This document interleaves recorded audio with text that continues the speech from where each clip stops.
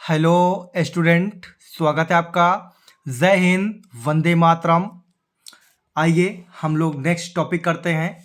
कुछ कारणवश वीडियो नहीं आ पा रही थी, अब रेगुलर आएगी। तो आइए स्टार्ट करते हैं। आप अपनी पेन कॉपी लेकर तैयार हो जाएं, जिससे कि आप अच्छे से लिख पाएँ जो बताया जाए। ठीक है, तो जैसे कि ये क्वेश्चन देखिए, बहुत इंपॉर्टेंट है। यहाँ मोस्ट इंपॉर्टेंट लिखा गया है, इसका मतलब इंपॉर्टेंट ही है बहुत ज़्यादा। तो ये कितने बार ये क्वेश्चन पूछा गया, देखिए। पराग कोश का विकास तथा पुन बीजाणु जनन, ठीक है, अथवा सूक्ष्म बीजाणु जनन, अथवा लघु बीजाणु जनन, अथवा आवृतबीजी पौधों में नर युग्मकोद भित्त के विकास। ठीक है, बहुत ही ज़्यादा इंपॉर्टेंट है। इसमें किसी भी नाम से पूछे, आपको लिखना एक ही चीज़ है। ठीक है,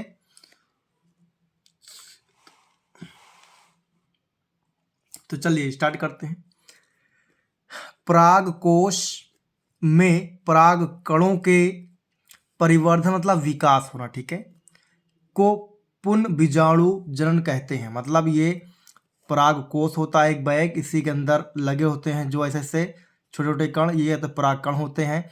और इन्हीं में जब इनका विकास होता है, तो क्या बोलते हैं इनको? पुन बीजाणु जनन कहा जाता है। फिर आपको बताया गया बच्चों इसमें कि पुंकेसर के 3 भाग होते हैं। कितने भाग बच्चों? 3 भाग होते हैं। आइए उन भागों को समझते हैं एक एक करके। तो देखिए, पहला भाग है पुंकेसर का परागकोश, दूसरा भाग है संयोजी, और तीसरा भाग है पुनतंतु। ठीक है, ये 3 भाग हो गए। अब इन्हीं को हम लोग एक व्याख्यात्मक रूप में पढ़ेंगे। तो आइए स्टार्ट करते हैं। पराग कोश में परागधानी होती है, ठीक है, इसमें पराग कण भरे रहते हैं। मतलब जो पराग कोश होता है, ऐसे बड़ा सा पराग कोश होता है, इसके अंदर भी एक छोटा सा क्या होता है, परागधानी होती है। इसके अंदर पराग कण ऐसे ऐसे लगे होते हैं। ठीक है, ये क्या आपका पराग कोश होता है। ठीक है, इसके अंदर वाला क्या होता है, परागधानी होता है, जिसे पराग कण भरे रहते हैं। और ये वाले पार्ट क्या है, जो राउंड राउंड, ये क्या आपके परागण, ठीक है, पराग कण है। तो इस तरीके से ये होता है।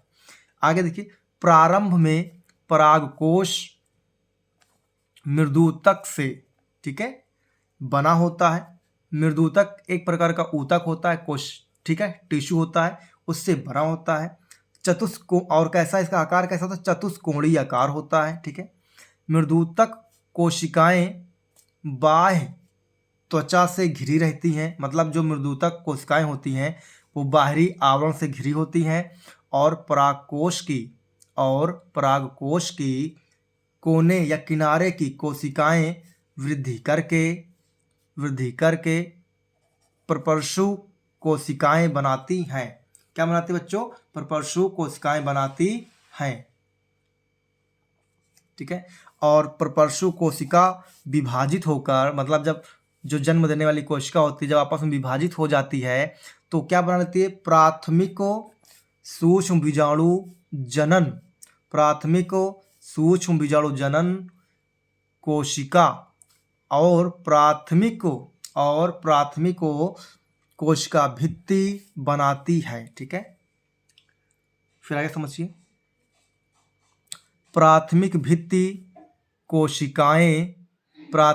कोशिकाएं 3 से 5 स्तर की होती है। मतलब या तो 3 लेयर होगी या फिर 5 लेयर होगी। ठीक है, पराग कोश के फटने वाले स्थान को अंतःभित्ति कोशिकाएं पतली होती हैं। जब पतली होंगी कोशिका लेयर, तभी फट पाएगा। अगर एक लेयर के आसानी से फट जाए, अगर 2, 3, 4 लेयर होगी तो फटने में आसानी नहीं होगी। ठीक है, और यह स्थान रंध्रक या मुख कहलाता है। ठीक है, मतलब जहाँ से कोशिकाएं फटती हैं उसे रंध्रक मतलब छेद होता है, या फिर क्या बोलते हैं, इसे मुख कहा जाता है। ठीक है, अंतः स्तर से नीचे वाली 1 से 5 भित्ति कोशिकाएं होती हैं, 5 भित्ति कोशिकाएं होती हैं जो मध्य स्तर तथा नीचे वाली, जो मध्य स्तर तथा नीचे वाली भित्ति को टेपिटम कहा जाता है, टेपिटम कहा जाता है। फिर देखिए टेपिटम भीतरी स्तर होता है, ठीक है भाई। जैसे आपने कहा ये मध्य 2 राउंड हो गया, ये पहला और दूसरा, इसके अंदर एक और बन गया, तो ये वाला बाहरी भित्ति हो गई, ये मध्य भित्ति हो गई, इसके अंदर वाला ये क्या कहलाएगा, टेपिटम कहलाएगा, ठीक है, इस तरीके से। फिर देखिए बीजाणु जनन कोशिका सूत्री, बीजाणु जनन कोशिका सूत्री विभाजन द्वारा, ठीक है, जो इसमें विभाजन होता है, विभाजन कैसा होता है बच्चों, सूत्री विभाजन होता है, ठीक है। पराग नली क्या होता है, पराग नली या पराग मात्रा कोशिका बनाती है, ठीक है। मध्य स्तर की कोशिकाएं बाद में क्या होती हैं, नष्ट हो जाती हैं, मध्य स्तर की कोशिकाएं बाद में नष्ट हो जाती हैं और पराग कणों या लघु बीजाणुओं का पोषण हो जाता है। इस तरीके से आपका ये कंप्लीट होता है, ठीक है। और इनका एक चित्र है, देख लीजिए। ये आपका आप कह सकते हैं आउटर सेल है, ठीक है, बाहरी कोशिका है। ये वाली मध्य मिडल वाली है, ठीक है, ये लिखा भी हुआ है, यहाँ लिखा हुआ देखिए, ये मिडल लिखा हुआ है, मतलब मध्य स्तर है। ये वाला पार्ट जो है आपका क्या है, टेपिटम है, क्या बच्चों, टेपिटम है, ठीक है। तो ये सारा आप चित्र अच्छे से बना लेंगे। और यहाँ जो छोटे छोटे बने हुए इस तरीके से क्या है आपके माइक्रो, ठीक है, माइक्रोस्पोर माउथ है, माउथ सेल है, इसे क्या कहा जाता है, सूक्ष्म कोशिका, ठीक है। ये चित्र आप कंप्लीट कर लेंगे। देखिए ये बाहरी वाला क्या है, एंडोथर्मी, ठीक है, जो बाहरी दीवार होती है आपकी। आइए अब आगे देखते हैं, नया टॉपिक है आपका बीजांड का प्रकार, यानी बीजांडों का टाइप्स कितना होता है, ठीक है। तो यहाँ बताया गया है बच्चों कितने प्रकार का होता है, निम्न प्रकार का होता है। निम्न प्रकार जब भी लिख लिया जाता है, इसका मतलब एक से लेकर अनंत तक हो सकता है। फिर भी एक लिमिट होता है कि 4, 5, 6, तो 4, 5 या 2, 3 होंगे। आइए उनको समझते हैं बारी बारी से। तो चलिए पहला है, इसमें बताया गया पहला टाइप क्या है आपका, ऋजुवर्ती या आर्थ्रोट्रोपस, ठीक है, ऋजुवर्ती या आर्थ्रोट्रोपस। देखिए इसे एट्रोपस भी कहते हैं, इसका अन्य नाम क्या बच्चों, एट्रोपस भी इसका नाम है। इस प्रकार का बीजांड सीधा होता है, बिल्कुल एकदम सीधा होता है, किसी कोई मतलब ही नहीं होता है, ठीक है। अर्थात इसमें बीजांड द्वार, निभाग, बीजांड वृंत, मतलब जहाँ से जुड़ा होता है, तीनों ही एक सीध में उदग्र रेखा पर स्थित होता है। मतलब कह सकते हैं, तो यहाँ आप कह सकते हैं ये एक रेखा है, यहीं पास क्या होता है, निभाग होता है, और यहीं पास क्या होगा, बीजांड होगा, यहीं पास क्या होगा, बीजांड होगा, और यहीं पास क्या होगा आपका, बीजांड वृंत होगा, ठीक है। इस तरीके से तीनों एक सीध में होते हैं, तो इसे क्या बोलते हैं बच्चों, ऋजुवर्ती या आर्थ्रोट्रोपस कहा जाता है। इसके एग्जाम्पल कौन कौन से, इसके एग्जाम्पल है पोलीगोनम, एग्जाम्पल क्या है बच्चों, पोलीगोनम। अगला एग्जाम्पल क्या है, रूमेक्स, क्या एग्जाम्पल, रूमेक्स। चलिए दूसरा टाइप देखते हैं। दूसरा टाइप क्या है आपका, प्रतीप या एनाट्रोपस, ठीक है, प्रतीप या एनाट्रोपस। आइए देखते हैं। तो देखिए ये इसका फिगर है एनाट्रोपस का, आप इसका चित्र देख लीजिए। बच्चों ने बनाया है चित्र, बहुत ही खतरनाक चित्र बनाया है, आप एक बार देख लीजिए, ठीक है। तो देखिए ये वाला जो पार्ट है आपका, ये जो मैं यहाँ पास कलरफुल कर रहा हूँ, ये वाला पार्ट, ठीक है, ये क्या आपका एम्ब्रियो शैक है, मतलब भ्रूण कोश। मैं हिंदी में लिखूँ तो क्या होगा बच्चों, भ्रूण कोश है, ठीक है। इसी में जाके पूरा डेवलप होता है। और इसके अंदर का ये वाला पार्ट जो है, ये क्या है बच्चों, न्यूक्लियस है। इसे हिंदी में क्या बोलते हैं, केंद्रक कहा जाता है। क्या कहते हैं, केंद्रक कहा जाता है। और ये जो कोशिकाएं हैं, ये क्या है, एंटीपोडल, हिंदी में क्या बोलते हैं, प्रतिमुख कोशिका, प्रतिमुख कोशिका कहा जाता है प्यारे बच्चों। ठीक है, यहां से डिसाइड हो गया। ये है आपका माइक्रोपाइल। इसका मतलब होता है, इसका मतलब होता है निभाग। क्या होता है? निभाग होता है। ठीक है बच्चों, निभाग द्वार क्या बोलते हैं इसको? निभाग द्वार कहा जाता है। और ये वैस्कुलर बंडल होता है, मतलब कि जो ये रेखाएं, ये लाइनें आई हुई हैं, एक किसमें है? एक वृंत यानी एक बंडल में है। ठीक है, और इधर से ये जो दूसरा ये बीच में है बिल्कुल आपके, ये क्या है? सेकेंड न्यूक्लियस है, मतलब दूसरा केंद्रक। क्या है बच्चों? दूसरा केंद्रक है। ठीक है, फिर देखिए एग सेल। एग सेल का मतलब होता है अंड कोशिका। क्या होता है बच्चों? अंड कोशिका। क्या है बच्चों? अंड कोशिका कहलाता है। ठीक है, इस तरीके से आप सारा इसको बना लेंगे अच्छे से, जिससे कोई दिक्कत हो नहीं होगी। आइए अब इसी के बारे में अगला टॉपिक देखते हैं। तो देखिए, इसे प्रारूपिक बीजांड भी कहा जाता है। ठीक है, यानी एनाट्रोपस को क्या बोलते हैं? प्रारूपिक बीजांड भी कहा जाता है। और यह चारों ओर से दोहरे लेयर, मतलब दोहरे अध्यावरण अर्थात दोहरे परत से घिरा होता है, जिससे कोई इसे हानि ना पहुंच सके। बीजांड का मुख्य भाग मृदुतक, बच्चों ने पता नहीं कैसे लिख दिया है, क्या होता है? मृदुतक। ठीक है, बीजांड का मुख्य भाग मृदुतक से बना होता है। और मैं यहाँ लिख के आपको बता दूं, मृदुतक क्या होता है बच्चों? एक प्रकार का टिश्यू होता है, मतलब ऊतक होता है। ठीक है, फिर आगे देखिए, मृदुतक से बीजांड काय बना होता है। परिपक्व मतलब जो मैच्योर हो जाता है। ठीक है, परिपक्व बीजांड काय में भ्रूणकोश स्थित होता है। मतलब जो भ्रूणकोश स्थित होता है वो कहाँ? जो बीजांड एकदम परिपक्व होता है वहीं पास स्थित होता है, क्योंकि वहीं पास सबसे ज़्यादा सेफ होता है और वहीं पास उसके अनुकूल परिस्थितियां होती हैं। भ्रूणकोश में बीजांड द्वार की ओर तीन कोशिकाओं से बना अंड उपकरण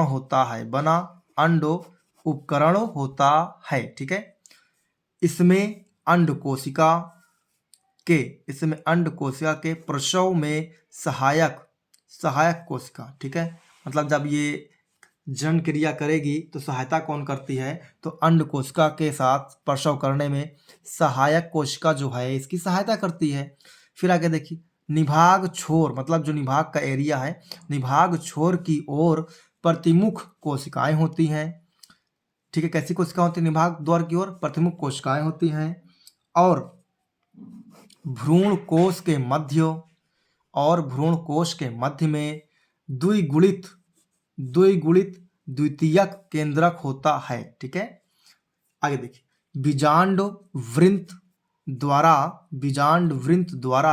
बीजांडासन, मतलब जहां बीज ऐसे रखा होता है उसे क्या बोलते हैं? बीजांडासन कहा जाता है, से जुड़ा रहता है। तो ऐसा कौन कौन से एग्जाम्पल आइए देखते हैं। ऐसा एग्जाम्पल आपका मटर है, सेम है, चना है आदि। ठीक है, ऐसे बहुत सारे एग्जाम्पल है। ठीक है, आपके क्या है? मटर है, सेम है, चना है। आप लिखना चाहो तो इसी की प्रजाति का और कौन सा है? सोया बीन है। ठीक है, इस तरीके से चीजें होती हैं। आइए और देखते हैं, इसका टाइप कंप्लीट ही कर लेते हैं। तीसरा टाइप बच्चों हेमीट्रोपस। हेमी मतलब क्या होता है? आधा। ठीक है, आधा। तो देखिए, इस प्रकार के बीजांड में बीजांड द्वार तथा निभाग द्वार एक सीधी रेखा या क्षैतिज रेखा में स्थित होते हैं। ठीक है, इसका कहने का मतलब ये है कि जो बीजांड होता है और जो बीजांड द्वार होता है और जो बीजांड द्वार और निभाग होता है, तीनों एक सीधी रेखा में होते हैं। और बीजांड वृंत बीजांड के मध्य होता है। ठीक है, और जो बीजांड वृंत होता है जहाँ जुड़ते हैं वो कहाँ होता है बच्चों? बीच में होता है, मध्य में होता है, वहाँ जुड़ता है। और कैसा कोण बनता है? समकोण बनाता है, अर्थात ऐसे 90 डिग्री का कोण बना देता है। इसे क्या बोलते हैं? 90 डिग्री कोण कहते हैं, 90 डिग्री समकोण, इसे क्या बोलते हैं? समकोण कहा जाता है। तो नेक्स्ट आइए समझते हैं चौथा टॉपिक। चौथा टॉपिक है आपका कैवाइलोट्रोपस। कैवाइलोट्रोपस, तो देखिए इस प्रकार का बीजांड कुछ मुड़ा हुआ होता है, ठीक, थोड़ा सा झुका हुआ रहता है, ठीक है, जिस कारण बीजांड द्वार तथा निभाग दोनों सीध में नहीं होते हैं, ठीक है। मान लीजिए कोई एक ऐसे है, कोई ऐसे थोड़ा आके ऐसे झुक गया, तो क्या दोनों सीध में नहीं हो पाएंगे, ठीक है। इसका एग्जाम्पल क्या है? चिनोपोडियेसी, ठीक है, और कैप्रिडेसी। चिनोपोडियेसी, कैप्रिडेसी, ये दोनों क्या है आपके? इसके एग्जाम्पल हैं। आइए पांचवा करते हैं। पांचवा टॉपिक का है, पांचवा है एफोट्रोपस। क्या है पांचवा? एफोट्रोपस। आइए समझते हैं। इस प्रकार का बीजांड कैपाइलोट्रोपस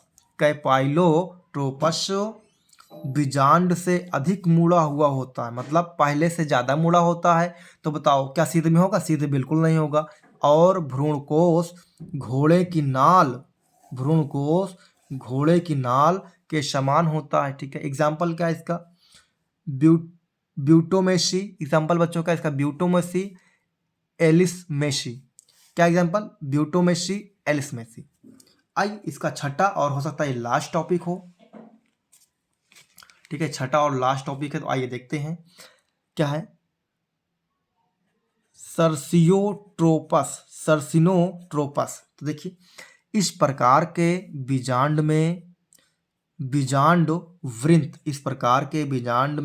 वृंत बहुत लंबा होता है। अभी तक क्या था? छोटा था, मुड़ा हुआ था, लेकिन अब क्या होगा? लंबा होगा।